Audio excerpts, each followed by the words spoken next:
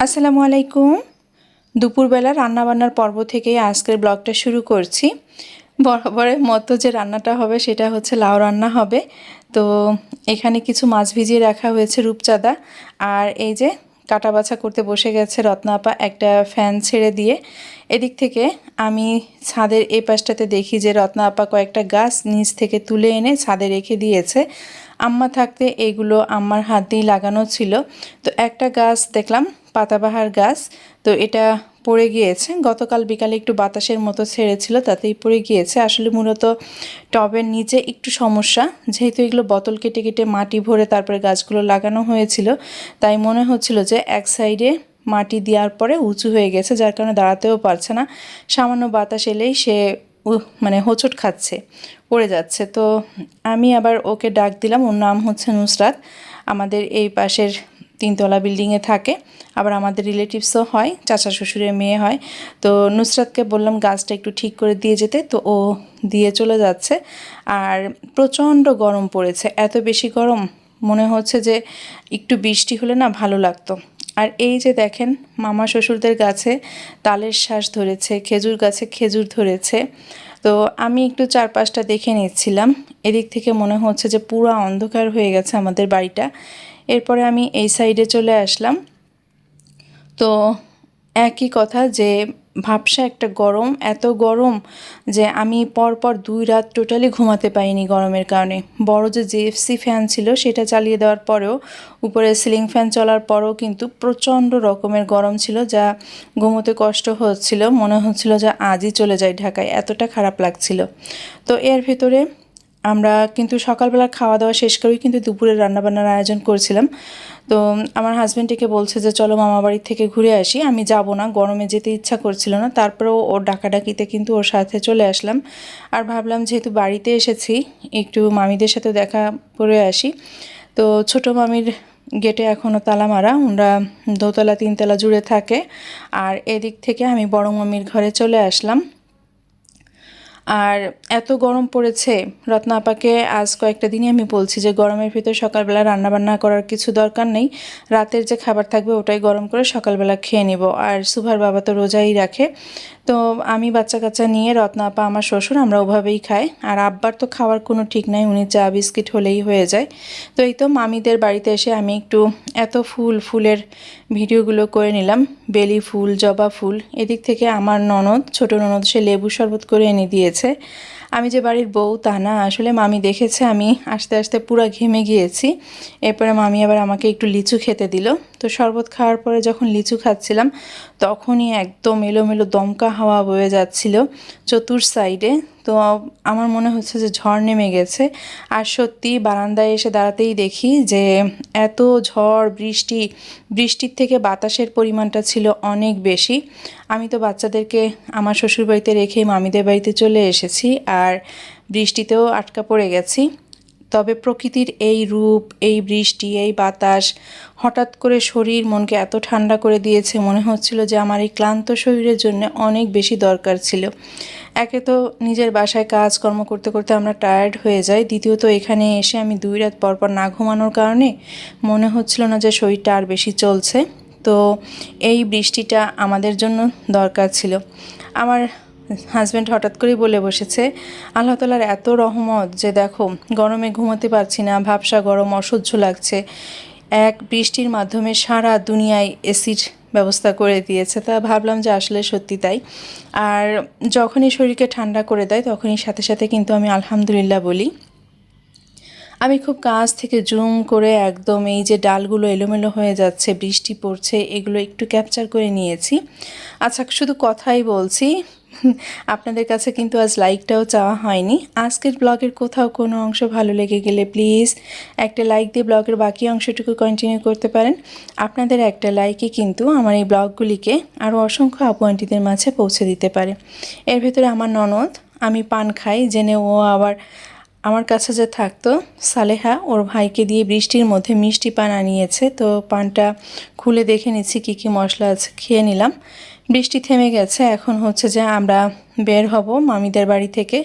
তো এইটা হচ্ছে সালেহার নানি বাড়ি, ওর নানির গাছে আম ধরেছে, আমি সেটাও একটু ক্যাপচার করে নিলাম। তো নানি বলছে যে আমি নিলে নিয়ে যেতে পারি, তো বললাম যে না নানি আমি নিব না, আমাদের বাড়িতে অনেক আম গাছ মানে আম আছে। এরপরে আমার বাবার বাড়িতে চলে আসলাম, আর আসার পথে আপনাদের ভাইয়া মা যে কী তরকারি রান্না করেছে সেটা নিয়ে আসতে বলল আমাকে।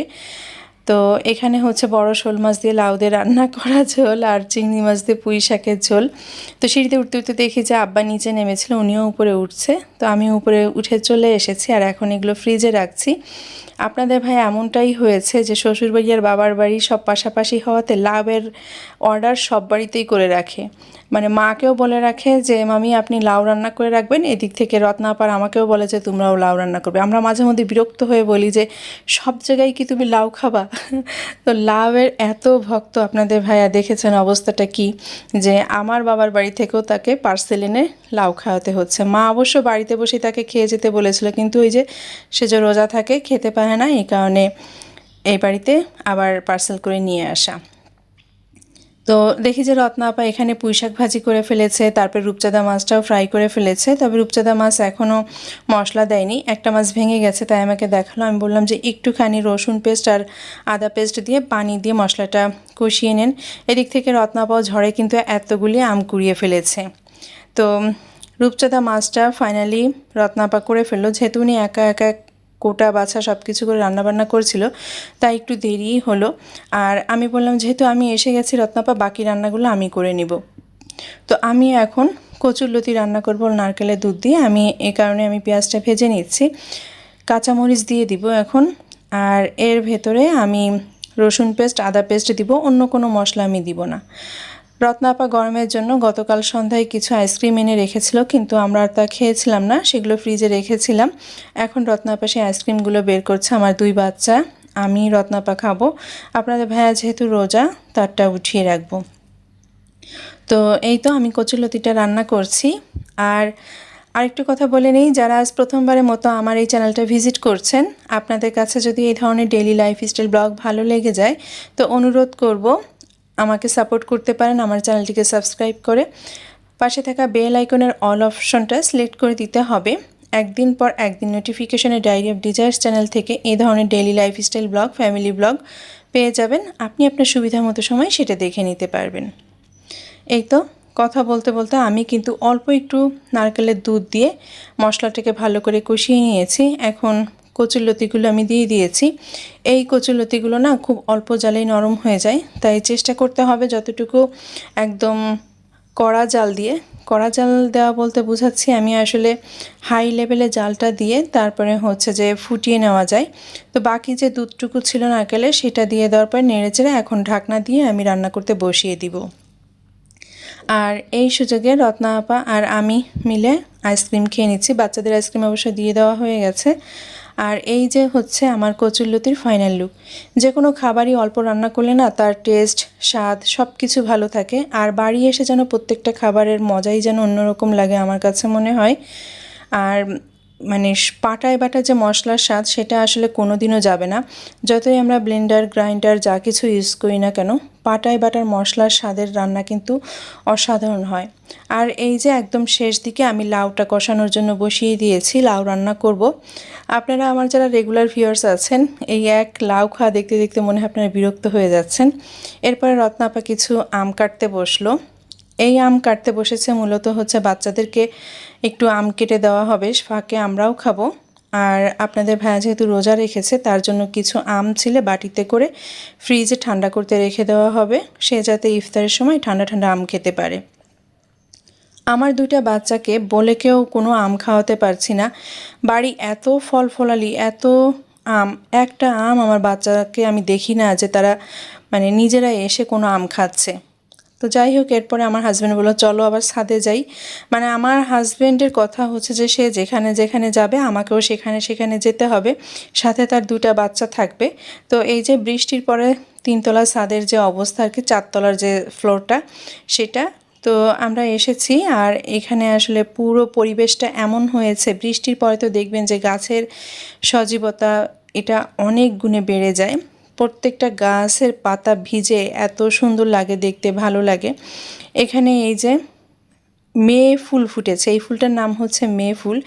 এই ফুলটা নাকি মে মাসেই ফোটে। আমার মামি শাশুড়ির বাড়িতেও ফুটেছিল, মামি দেখাচ্ছিল।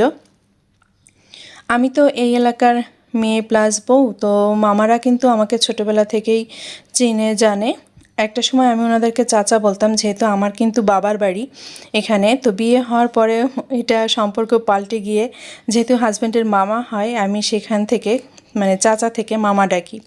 তো এই যে জুম করে দেখাচ্ছি বাস স্ট্যান্ডটা, এটা হচ্ছে নতুন বাস স্ট্যান্ড। এখানেই হচ্ছে আমার বাবার বাড়ি। তো শ্বশুরবাড়ির ছাদ থেকে কিন্তু বাবার বাড়িটাকে দেখা যায়, এক্স্যাক্ট বাড়িটা দেখা যায় না, মানে লোকেশনটা আপনাদেরকে দেখাচ্ছি যে ওই রাস্তার মাথায় গিয়ে হচ্ছে আমার বাবার বাড়ি, আর এটা হচ্ছে শ্বশুরবাড়ি। তো মামারা তো সবাই আমাকে চেনে, ছোটোবেলা থেকে দেখেছে, ওনারা জানে যে আমি কেমন, এই আর কি। তো ঘরের ভিতরে চলে এসেছি। আমি বললাম যে আমার ভালো লাগছে না, বাসায় যাই, দেখি আপা কী করছে, আর ওরা ছাদের পরে ছিল। তো এসে দেখলাম যে রত্না আপা আমগুলো কেটে এখন হচ্ছে তরকারির জন্য যে মশলাটা লাউ তরকারিতে দিব সেটা বেটে নিচ্ছে। পেঁয়াজ পোড়া আর কাঁচা জিরা আর তরকারি ঝোল নিয়ে বাটা হচ্ছে। তো এই যে লাউ তরকারিটাতে আমি ফাইনালি মশলা দিয়ে আমি তরকারিটা নামিয়ে নিয়েছি। তো এই হলো রূপচাঁদা মাছ ভাজি, নারকেলের দুধ দিয়ে কচুরলতি, পুঁইশাক ভাজি, আর হচ্ছে যে শিং মাছ দিয়ে লাউ রান্না করেছিলাম। এটাই ছিল আমাদের আজকে দুপুর এবং রাতের খাবার দাবার। এদিক থেকে আপনাদের ভাইয়ের জন্য একটুখানি সরিষা বেটে পুদিনা পাতা দিয়ে কাঁচা মরিচ দিয়ে আনারস মাখিয়ে সেটা ফ্রিজে উঠিয়ে রাখা হচ্ছে। আর এইগুলো হচ্ছে আমার শ্বশুরবাড়ির আম গাছ থেকে আম পেড়ে নেওয়া হয়েছে। এগুলো হচ্ছে এদের 3 ভাইয়ের জন্য রাখা হয়েছে, মানে আমাদের জন্য। রত্নাপা বের করে বলছে যে এখান থেকে আম আপনারা বাসায় যাওয়ার সময় নিয়ে যাবেন আর ভরপুর খাবেন। এই গাছ থেকে আম পেড়ে সব আশেপাশের আমাদের যে ভাড়াটিয়া ছিল এবং আশেপাশে যে বাড়িগুলো ছিল সবাইকে ওনারা ভাগ বটোরা করে দিয়ে দিয়েছে, আর এগুলো হচ্ছে আমাদের জন্য রেখেছিল। এখানে হচ্ছে কয়েক মণ পেঁয়াজ কিনে রাখা হয়েছে, সাথে রসুনও আনা হয়েছে। তো রত্নাপা বলছে যে সব কাজ শেষ করে উনি পেঁয়াজ রসুন বেছে নিবে যে কোনগুলো আগে খেতে হবে, যেগুলো একটু নষ্ট নষ্ট হয়েছে ওগুলো আগে বেছে নিবে রান্না করার জন্য, বাকিগুলো উনি খাটের তলে একটা বস্তা বিছিয়ে রেখে দিবে। আর এই দৃশ্যটা ছিল বিকেলবেলার। রত্নাপার হাজব্যান্ড শামীম ভাই উনি বাজার করে নিয়ে এসেছে, মাছ নিয়ে এসেছে, সাথে কিন্তু আমার পান সুপারি চুন মিষ্টি জর্দা সব কিছু নিয়ে এসেছে। আমি যে পান খাই সেটা শামীম ভাই জানে। গতবার তো শামীম ভাই ছিল না, এবার শামীম ভাই কুরবানির ঈদে বাড়িতে আছে। তো এখন হচ্ছে পানটা রাখার জন্য আমি কিচেনে চলে আসলাম। রত্নাপাও যেন আরও অন্য কী বাজার রাখতে এসেছে, তো আমাকে বলল যে ভাবি মাগরিবের আজান দেওয়ার আগে আমি মাছগুলো কেটে দিয়ে পরিষ্কার করে ফ্রিজে রাখি। আর শ্বশুরবাড়িতে আসার আগেই কিন্তু রত্নাপা ফ্রিজ ট্রিজ যা কিছু ছিল সব কিছু পরিষ্কার পরিচ্ছন্ন করে নিয়েছে, যার কারণে এসে কিন্তু এত বেশি প্যারা নিতে হয় না যে কোনটা পরিষ্কার করতে হবে না করতে হবে। আর অলরেডি কিন্তু ঘর মোছা কাপড় কাচার জন্য একজন লোক আছে, আর রত্নাপা তো রান্নাবান্নার কাজ করেই। তো এসে শুধু রান্নাবান্নার অংশটুকু একটু লুক আফটার করলেই কিন্তু আমাদের হয়। তো এখানে হচ্ছে শামীম ভাইকে বলে দিয়েছিলাম যে পোনা মাছ আনলে ছোটো সাইজের আনবেন, বড় মাছ খেতে ইচ্ছা করে না, আর হচ্ছে শোল মাছ আনবেন লাউ দিয়ে খাওয়ার জন্য।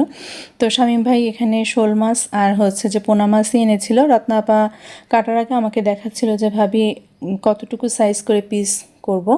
তো রত্নাপাকে দেখিয়ে দিয়ে আমার হাজব্যান্ডকে ইফতারি দিতে আসলাম। লেবুর শরবত করে দিয়েছি চিনি ছাড়া, আর আম দিয়েছি, আনারস বের করে দিয়েছি, দিয়ে আবারও রত্নাপার কাছে আসলাম। উনি এখন সব মাছগুলোকে এক এক করে কেটে নিচ্ছে। এদিক থেকে মাগরিব হয়ে গেছে, আপনাদের ভাইয়া যেহেতু ইফতার করছে। তো আব্বাকে নিয়েও এরপর আপনাদের ভাইয়া ইফতার করতে বসবে। আব্বা অবশ্য রোজা ছিল না, কিন্তু বিকালে নাস্তা তো দিতে হয়। আব্বাও ছেলের সাথে ফল ফ্রুটস খেতে বসেছে। এই ছিল আমার আজকের ব্লগটা কেমন লেগেছে আপনাদের কাছে জানিয়ে একটা কমেন্ট করে আমাকে জানাতে পারেন। ভালো থাকবেন সবাই, দেখা হবে কথা হবে নেক্সট ব্লগে। আজকের ব্লগ থেকে বিদায় নিচ্ছি। আল্লাহ হাফেজ, আসসালামু আলাইকুম।